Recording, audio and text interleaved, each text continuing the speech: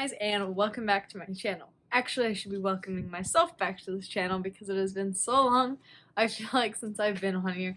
But it has been a busy summer for me. I went on vacation for 2 weeks, and then I went to camp for 2 weeks, Camp Region, Shudamray, and, sorry, I didn't go for 2 weeks. I went to Camp Region for 1 week, but it was just a really fun time, and I got to experience a lot of not Texas weather, so that was really great and really fun.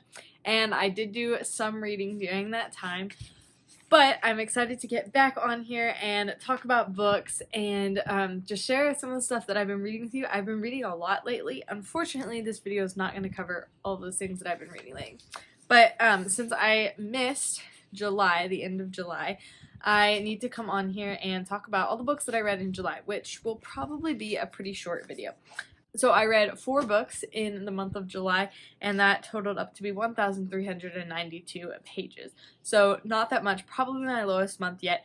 Normally I would read a lot of books on our family vacation, but I actually decided to start War and Peace while I was there. So I read about 100 pages of that, but because I was reading that like heavier book versus a lot of light Christian fiction books that I might normally read there, I didn't finish as many. So first in the month, I think I finished Crossfire by Lynette Eason, and I ended up giving that 2 stars. I listened to this, and really it was just like a filler book to listen to because I couldn't find anything else in my library app. Needed something to listen to. Did that really fast.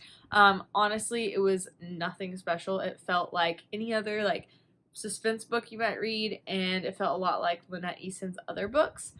And yeah, if you really were looking for like a book on FBI or like hostage situations, then maybe you would be interested in that. But again, the writing was nothing spectacular, storyline wasn't amazing, and I don't even really remember any of the characters in there, so not one I would recommend. Then I finished Northanger Abbey. This was my only 5-star of the month. So Jane Austen's Northanger Abbey. This is the last of the 6 Jane Austen books that are like most popular. Now, after reading this, I really need to go back and reread all of the other ones because, guys, I loved this. Absolutely amazing. Characters in here are so good. Storyline, amazing. All of the just literary references and just their attitudes, the smart, like, conversations back and forth, the rapid fire. It was so good. I loved it. I took some notes while I was reading it. So I started off, absolutely loved it, like from the first page.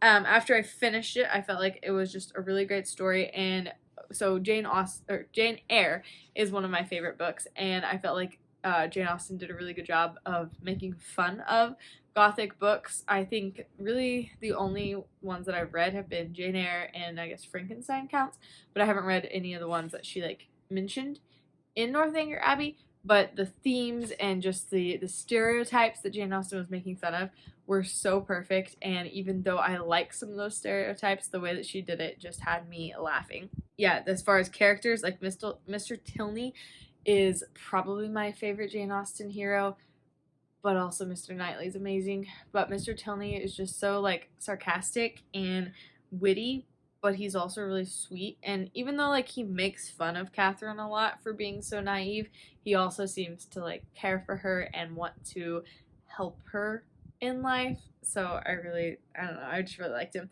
And then Catherine, like, even though she was naive and at some point you're like, wow, you're just so silly, you kind of see all of us in that, and we do that sometimes. And I really appreciated how she stood up for herself and did what was right. There was one scene that was totally like making fun of all the stereotypes, and I absolutely loved it. You know how in books, there's even a quote in here, but if the hero and the heroine are going to meet up and it's going to be like this perfect, like the stars align moment, and then everything goes wrong and they never get to actually be together, and you kind of expect disappointment when you're watching those kind of movies or reading those kind of books, just because we've been so conditioned like, well, obviously it can't go right. But Jane Austen is like, no, it can, and she makes it all go right, and it's just so funny. But typically, like, if other people are trying to like meddle with your life and they're doing dumb things and kind of messing up your plans, like, the characters in the books will just kind of go along with that. and not fight back and not stand up for themselves. But Catherine goes and actually fixes all the problems and communicates. Someone does something that kind of messed up her day because they thought they were just going to take matters into their own hands. She gets mad. She actually goes and communicates with the person and says, hey, I'm sorry. I don't actually want it to go like that. And it was just like, whoa, a character in the book actually did something you would want them to do in real life. So funny. And so then connected to that whole story, just the Thorpes are completely ridiculous. I was reading this book actually at the same time that Amanda was reading it. She's another booktuber, and she was posting some videos on Instagram and stuff about just her feelings while reading it, and I totally agree with all of her emotions that she was having at the Thorpes. You literally wanted to throw the book across the room because they were so annoying. A big theme of this book was to not romanticize things and jump to conclusions, which I think is a good reminder for all people, but probably especially women, to remember that not everything is something that has to be like overthought about, and there's some huge implications to everything that's going on. In the end, I absolutely love this book. I will probably read it again, and at the moment it is my favorite Jane Austen, but I think I need to reread Emma. I should probably reread Pride and Prejudice, and maybe even Sense and Sensibility, because I really hated that one when I first read it. Mansfield Park, I did not like that one at all. So yeah, I think this is standing as my favorite right now, but we'll see. I may need to rethink that. Let me know in the comments below which one's y'all's favorite. And if you like Mansfield Park, please tell me why I should absolutely love it. Okay, and then the next one I read was The Shadowcatcher by James Hannibal. If you saw my video from, I don't even know, maybe April or May, I read a James Hannibal book, and I really liked it, and so I tried to get into reading more of his books because I like the way that he wrote. This one's a story of, like, it's a combat pilot with top secret clearance, and they have to go rescue someone from China, and they also have to get this plane that's in the bottom of the ocean. While it was well written, I did find it hard to get into. There was just like a lot of technical details in here, and it wasn't until like chapter 6 that I felt like, oh, I can't put this down, this is so good. But even throughout, like, I don't know, I was interested in the storyline, but like I said, it was very technical, and I feel like it was written like for a special ops pilot. If you were a special ops pilot, if you were familiar with all of these planes and those tense moments, then you would probably really enjoy it, because it's written like to experts in that field. But I'm not super huge on that. Like, I like spy missions and stuff like that, but this just felt like too many details and not accessible to like the person who knows nothing really about how the military works and how airplanes work and all that stuff. So I kind of felt bogged down in all of those details. There was a lot of like cliffhangers that I felt like helped to keep me reading, or else I probably would have put it down if it was any slower. And I didn't feel like there was much like character development, so I don't really have much to say about the characters. There was some good themes in there about like communication and trust and facing your fears, but as far as the storyline, wasn't really my cup of tea. Okay, the last one was one that we listened to on our family vacation, and this was Peter and the Starcatchers by Dave Barry. So this is one of those like modern classics kind of books, like every family listens to it, written by Disney. It's a prequel to Peter Pan, which I've never really been a Peter Pan person. I only ended up giving this book 2 stars, and honestly, like, I would give it 1, except I just kind of feel generous and I'm giving it 2, I guess. But the chapters were super short. My brother wrote a very long review of this. That was longer than one of the chapters, probably. Chapters were super short. You knew where the story was going because it's like the origin story of Peter Pan, so you know that he's gonna find like the pixie dust, and he's gonna find Neverland, and he's never gonna grow up. And then it feels like it takes like 30 hours, not really, but it feels like 30 hours to get to the point that you know it's going to get to from page 1. And it should have ended like a quarter of the way through, and then halfway through, and then 3/4 of the way through.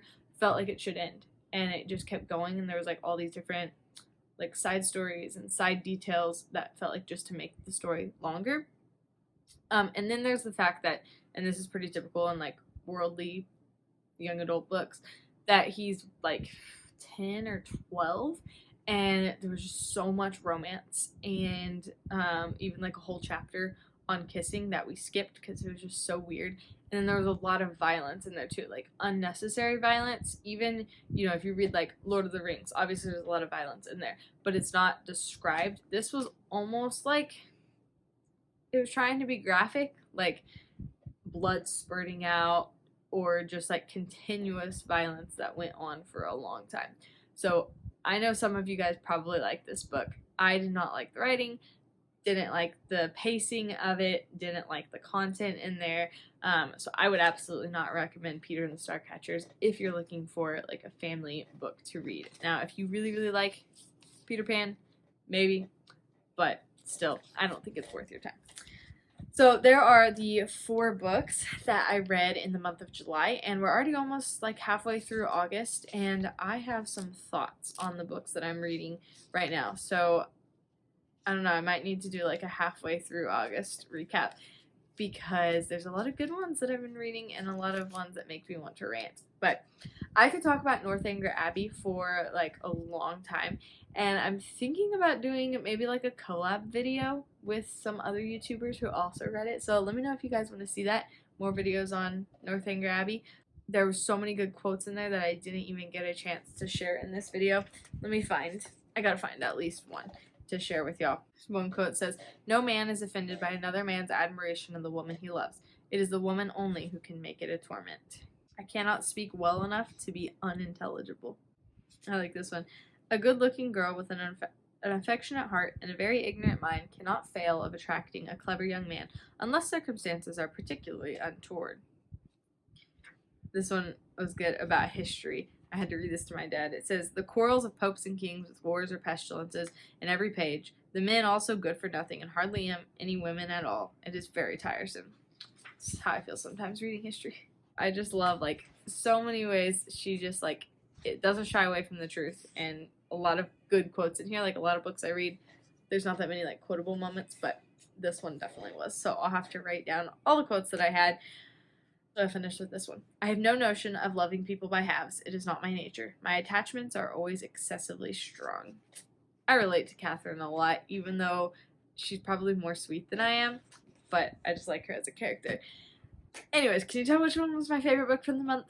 But I am glad to be back, guys, and glad to be talking about books, and hopefully I will see you next week for another video. So thank you for being here, and thank you for watching and hitting that thumbs up button. It really helps my channel. Bye!